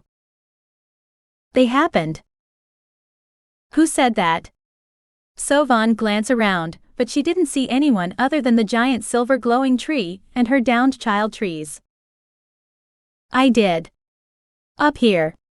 I'm in her branches. Though you're a girl, so I don't need to interpret for you. A rotund bear-shaped shadow waved to Sovvan. He reclined on one of the Queen of all trees' branches, like it was an easy chair. Who in blazes are you? I'm a spirit bear living in your nephew's stuffed bear. You can call me Bear. Everyone else does. That wasn't what Sovvan had expected, so her mouth might have hung open for a moment, until she remembered her manners and closed it. What did one say in this situation? Hello, Bear. It's nice to meet you. Did this count as meeting him? Sovvan shook such nonsensical questions away and snatched at the opening he'd given her. You said they happened. Who are they, and what did they do to bring down the enchanted forest? Sovvan had thought that impossible until now. They're seekers of truth, and they thought it would be a fine idea to buy some black Lumiere crystals. You do know what those are, right? Bear eyed her from his perch like she was an errant child. I don't know anything about them. I didn't know Lumiere crystals came in black. I thought they could only come in light colors because they glow, and a dark color would negate that, but I'm not an expert on crystals. My brother is. Sovvan fiddled with her robe. It had been singed and sliced in places, and she was uncomfortable with the alterations. You should keep anyone you love away from black Lumiere crystals, because of their magic-stealing properties. Bear gave Sovvan a meaningful look. Oh! Sovvan glanced at the moaning tree writhing on the ground, several feet away. So that's what happened when something magical touched a black Lumiere crystal. I'd better keep my brother and his son away from them. Sovvan added that to her to-do list. It was significantly shorter, since she'd taken down the gateway to hell her ex-guardian angel had created. She had help with that, of course, and she fully intended to get help with these crystals as soon as possible. Exactly. Bear nodded as if he knew what she'd just been thinking. So creepy. Those seekers are in that ravine. Bear pointed to the darkness behind them, but the starlight didn't lighten that gloom. A dark veil covered the area. Begging your pardon, Your Highness. Sovvan lifted the hem of her skirt in her best approximation of a curtsy. Should you be so close to a chunk of black Lumiere crystal? Exactly my point. Bear turned toward the Queen of all trees' trunk and remonstrated with it. You should get away from it. You can't stop her without breaking your word, and you can't do that. Nor do you need to, since that wraith volunteered to get the stone away from her. The word wraith echoed in Sovvan's mind. She'd heard it before. Was that who'd caught her? Who saved me when I fell? The wraith we were just discussing. He caught you, Bear replied without losing a beat. I'm not leaving my children. The queen of all trees laid a silver glowing branch on the wounded tree next to Sovvan. You understand? Sovvan nodded. You wouldn't be who you are if you did leave them. Is there any danger of that seeker and her magic-stealing crystal of doom going to Mount Eredron? Are we even near that mountain? It was too dark to tell where Mount Eredron was. Shayari was a huge country. Yes, a river runs through the ravine, and it's a tributary of the river Nerthal.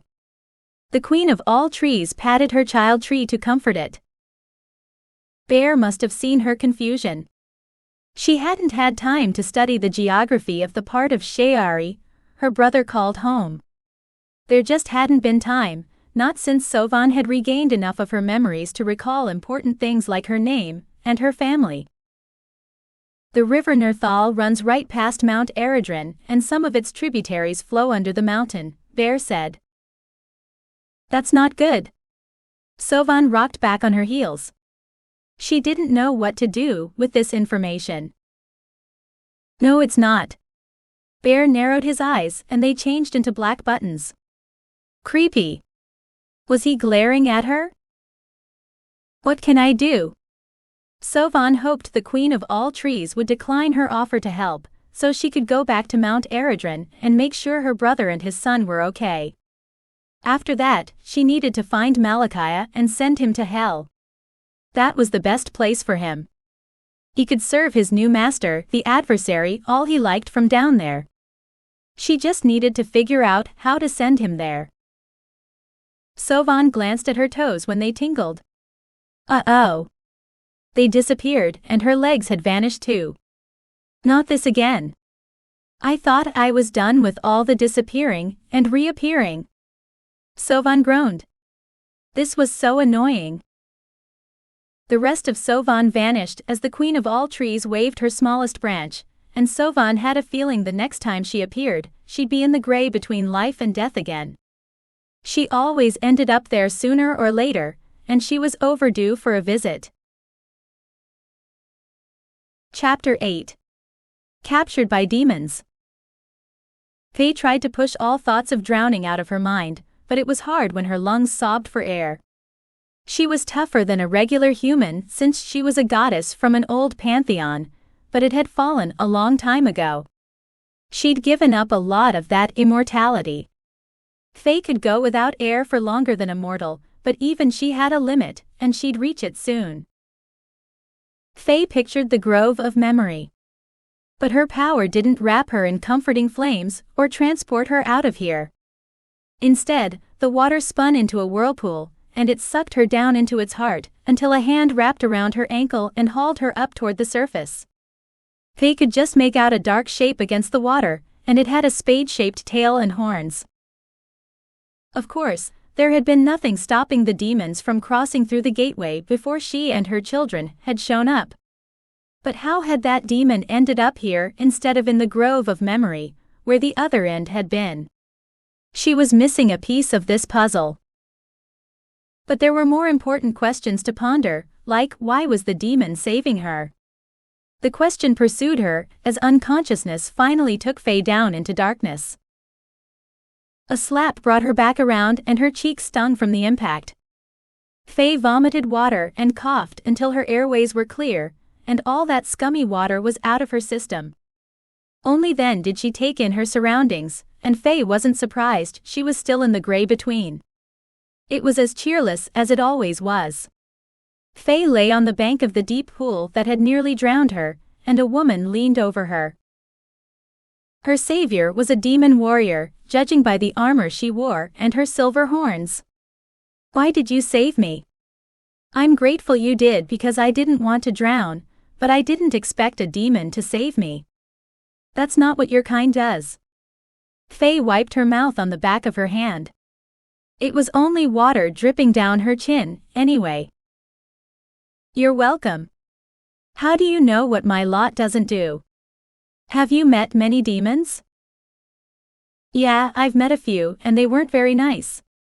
They tried to kill me, so we didn't exactly talk. Why did you save me, or do I have to guess? As amusing as that would be, I'm on a tight timetable, so we'll just skip all that, and I'll tell you. The demon paused, and tilted her too human head to one side like she was listening to something. Faye didn't hear anything, except the lapping of the water against the shore. If she could hear that, then she was too close to it. It was past time she moved away from her watery enemy. Don't keep me in suspense. The demon held up a hand for quiet. Shut up. That metal creature is coming, and I don't want it to see us. But Faye couldn't stay quiet for long. Are you talking about the agents of chaos?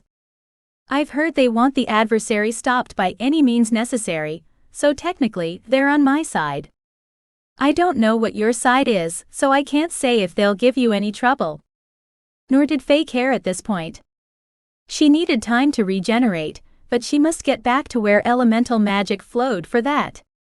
Another type of magic was ascendant here, and it wasn't the type she could tap into. I might turn as gray and cheerless as this place if I tried. But Faye liked living in full color. There wasn't a single part of her that was dull, or plain, or even pale, even under her red dragon scale armor. That armor hadn't done much good when she'd hit the water, but it had been helpful when she'd fought those demons in hell. Am I your prisoner? Faye felt for her sword but didn't find it. Oh well, she'd retrieve it later, unless it had fallen to the bottom of that pool. If it had, it could just stay there. She could always get another. Of course you are. Now shut up before they hear you. The demon motioned for silence again. Faye ignored the woman's latest demand. She didn't see any metal creatures, not from her supine position on the ground. There were too many gnarled trees in the way. So what's the plan? Will you hand me over to the adversary? Faye willed the demon to say yes, but she just waved for silence again. Faye would love to fight the adversary, and this was the perfect venue. Nothing that happened here would affect the mortal world. So that promise she'd made to JC didn't apply, not if the adversary came to the gray between for a rumble. But she'd need her sword and her powers for that, so she'd better dry out as much as possible before that happened. Her fire magic wouldn't work while she was wet. The demon rolled her orange eyes. Of course, why else would I be here? I didn't haul you out of that pool just to talk to you. Oh good, it's been a long time since I've been anyone's prisoner. You might have to refresh my memory about what exactly prisoners are supposed to do. I'm usually the liberator. Faye sat up and noticed the black chains around her ankles.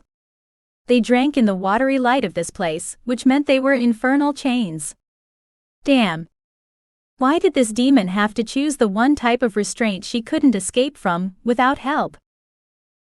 Faye's armor melted away to reveal the soaked white silk sheath that so perfectly complemented her dark complexion. The chains must be interfering with her spell-wrought armor.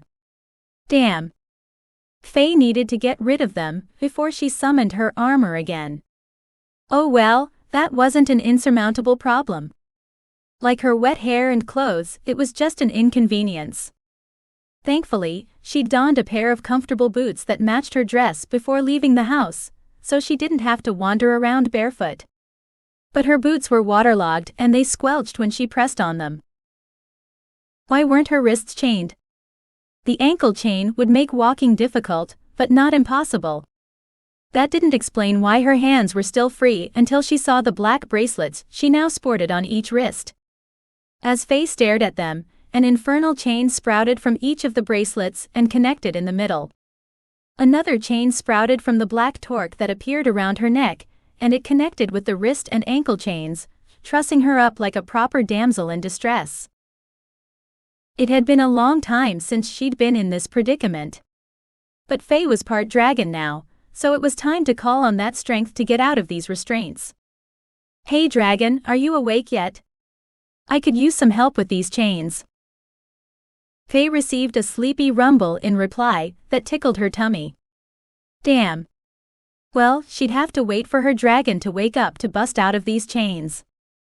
That might not be a bad thing, since she still needed to find out what this demon had planned. But her children might come looking for her. There weren't that many places she could have ended up when the gateway had dissolved. They'd eventually figure out she was in the gray between. I need to get free before that happens. I don't want them to see me like this. Faye glanced around for something to pry off these restraints. Malachi landed in the clearing with 2 captives in tow and banished his wings. One was a man-shaped container of a viscous black liquid, which made him one of the adversary's wraiths. The other captive was a skeletal woman in black robes with angel wings. Neither captive looked comfortable since both had harpoons driven through their chests. Ouch. That looked painful. Faye was glad her captor had opted for infernal chains instead. She doubted she could survive with an infernal harpoon driven through her chest. Hopefully, she'd never find out. The black-robed skeleton raised its hooded skull, but Faye glanced away. She didn't want to see any more of that bony creature than necessary. Bones belonged inside a body. They should never be on display outside it. Faye shuddered. Where are they? Malachi glanced at the pool and the gnarled trees that had hidden his descent. And where's Ramil? He scowled at the demon that had saved Faye. Ramil was delayed. The demon warrior woman scowled right back at him. Faye sensed some bad blood between them, and she wondered if she could use that to her advantage. She sat back to watch the argument. Any minute now, the 2 hellions would stop glaring. Maybe they'd even throw some punches. This captive thing wasn't so bad. At least she was entertained. All Faye needed now was a snack and a beverage that wasn't water. This was the most fun she'd had in about a century, until a skeletal hand touched her ankle. Faye lifted her foot as much as the chain allowed to kick the offending hand, but she stopped when she caught the violet glowing eyes of the robed skeleton. Only angels had eyes like that. Who was this bag of bones? The bones vanished as skin and muscle filled out the skeletal frame of a woman with sunken violet glowing eyes. Platinum locks framed her dark face, and Faye finally recognized her. This woman was the Angel of Death. Why had Malachi taken her prisoner? How had he, a former guardian angel, managed to trap an archangel? There was something fishy about that. Where are they? Malachi yanked on the black cord in his hand and pulled his 2 captives closer to him. But his gaze never left the demon, who was still trying to stare him down. Where is what? The demon asked. Death dropped her human guise and became a skeleton in a hooded black robe. A gray veil covered her skull, and it twinkled like a field of stars. Where are the seals? You were supposed to find them. Malachi shook his fist at the demon, but he didn't strike her. I did find them, but I can't get to the seals. There's a shield protecting them, and no power of hell can break it. The demon folded her muscular arms over her hammered metal breastplate. It wasn't the sexy kind with molded breasts. No, this demon had a regular breastplate, made to deflect blows, not show off the sex of the wearer. Faye stared at the lion engraved on the blonde demon's cuirass. Where had she seen it before? That was the problem with living such a long life. She'd met so many people over the centuries, and it made putting faces to names hard. Lionestra? Faye hazarded, not at all sure if she had the name right. The demon turned her head. So, you do remember me. You command a legion in the adversary's army. But Faye couldn't remember where she'd met Lionestra or why, which meant it had been a long time ago. I command more than a legion now. Lionestra grinned, displaying a mouthful of sharp teeth that wouldn't look out of place in a lion's mouth. Why are you here instead of there? Malachi stepped into Lyonestra's personal space, but he stopped when he was an inch away. Lyonestra shoved him aside and stalked over to Faye. If looks could kill, she'd have burned Malachi to a cinder. Thankfully, this demoness didn't have that gift. Faye noted that for later. Then why are you here? Malachi glowered at Lyonestra's back. I'm here because she's here. Lyonestra pointed at Faye, and Malachi finally noticed her. I saw her fall when your gateway imploded. Malachi's scaly face turned bright red, and his charred wings exploded into flames. I'll get the person responsible for that, never mind about her. He meant Sovvan, of course. The fool didn't know Faye had helped her. He probably hadn't recognized Faye because she'd been in her dragon form when he'd grabbed Sovvan off her back. Interesting, maybe he'd underestimate her, and maybe she could use that to her advantage. Faye hid a smile. She was supposed to look cowed, but to hell with that. Malachi sneered at Faye. She's not important. Take me to the seals. I'll break the shield myself. Lyonestra poked his chest to make her point. You can't. When you signed on with the adversary, you gave up everything that made you an angel. You're now one of us, whether you like it or not. You can't break the shield either. What about her? Malachi waved in Faye's general direction. Can she break it? As if I would ever do such a thing, even if I could figure out how. Faye couldn't break shields. Every magicker knew that to break a shield, you must break the mage's concentration. That was much easier than expending a ton of power to disrupt something that was meant to be indestructible. That should have been the first lesson in magic Malachi had ever learned, if he'd bothered to learn anything except how to become the devil's plaything. Of course, Faye wouldn't tell him that. Her magic was fire, but a fire couldn't burn a shield. It didn't work that way unless the shield was made of combustible materials. Faye doubted a shield in this place would be made of anything she could burn, even if she could access her powers. Thankfully, that dunking had drowned her magic for a while. Lyonestra shrugged. I don't know, but I figured it couldn't hurt for her to try since she's here. Malachi had forgotten all about his captives. They couldn't break a shield, especially one created by an angel. Could the angel of death break it? Faye caught that angel's violet glowing eyes and cocked a brow in inquiry. Death shook her head. Well, it made sense that she couldn't. The angel of death collected the souls of the dead and ferried them to the afterlife. She didn't need much magic for that, just the ability to open portals to the gray between. What about the other creature with them? Could the wraith break the shield? Faye studied him. Did wraiths even have magic? He was a man-shaped bag of black fluid that didn't dissolve into a puddle, so maybe he had some magic? Death caught her eye again and shook her head. Okay, the wraith couldn't break the shield either. Perfect. That gave her time to work out how to stop whatever Malachi had planned. That was the one thing Faye hadn't worked out yet. Why do you need to break these seals? What are they? Death glared at her for that question. But Faye needed to know if they were talking about the seals that kept the adversary physically out of the mortal world. For some reason those same seals hadn't kept his spirit out, but he couldn't cause as much trouble without his body because the adversary didn't have access to his full powers. He had to work through the idiot mortals who signed on to his cause. Though why anyone would trust the devil was beyond her. But someone had. Faye had heard his chant, calling sinners to him, and she'd felt the power of his voice to compel those sinners to do his bidding. Faye shivered in remembrance, and her sixth sense flared up, turning on her gift to prophesy.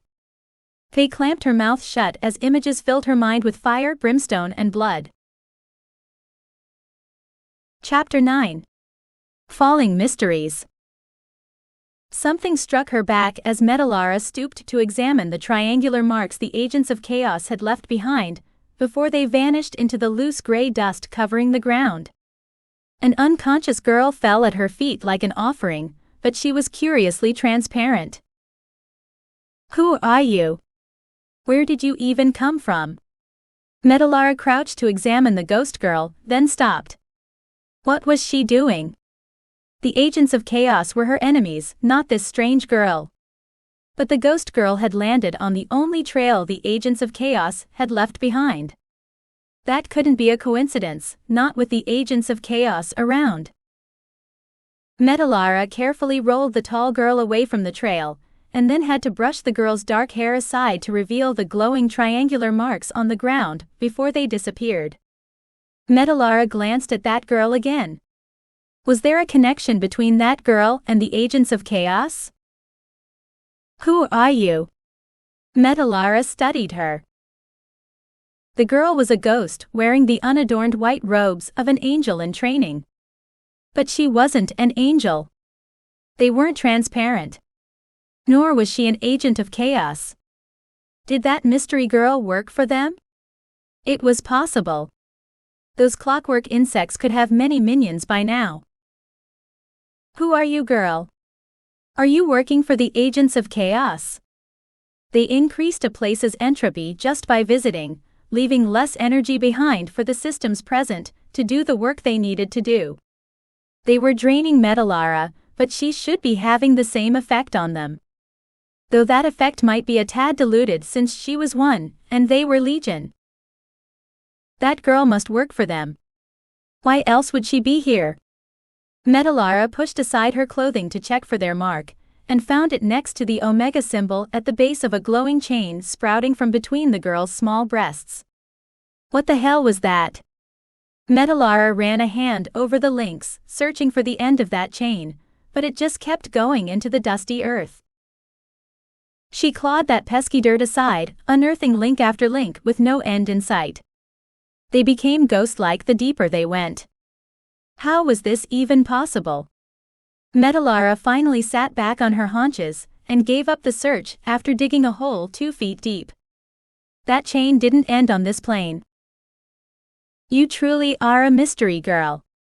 But you're not my mystery to solve." Metalara let the girl's chain slide through her hand as that fog rolled over them. This mystery girl had the agents of chaos's triangular mark, indicating she was one of their pawns, and that made her the enemy. Metalara couldn't let that go. It wasn't in her nature. "I can't allow you to wake up ever again." Metalara wrapped her hands around the girl's pale throat, and the girl vanished. Where had she gone? Metalara scanned the fog, but there was no sign of that girl or her hive-minded masters. No. Metalara pounded her fists into the gray dirt. How could I have lost them both? Meanwhile, roughly a mile away on that flat plain, a dark head popped out of the fog, followed swiftly after that by the rest of that mystery girl. She was back already? Who was she? As Metalara crept closer, she stayed below the level of the fog, which wasn't hard to do because it kept rising. The girl didn't go far before one of those elephantine memory eaters accosted her. That girl turned and glanced in her direction. Did that creature tell her I'm out here? Why the memory eater would do such a thing, Metalara didn't know or care. Until she knew what was going on, she'd best stay hidden because something hinky was going on here. Metalara hunkered down out of sight, and it was good she had. More memory eaters dropped from the sky. They seized the mystery girl with their flexible trunks and lifted off, taking the kicking and screaming girl with them. What was that all about? Metalara followed, but she kept her distance. When a new negentropic power coursed through her, making her internal gears a more ordered and more perfect system, she knew she was on the right track. Metalara hadn't felt this energized in a long, long time. This mystery girl was important. Now she just had to find out why.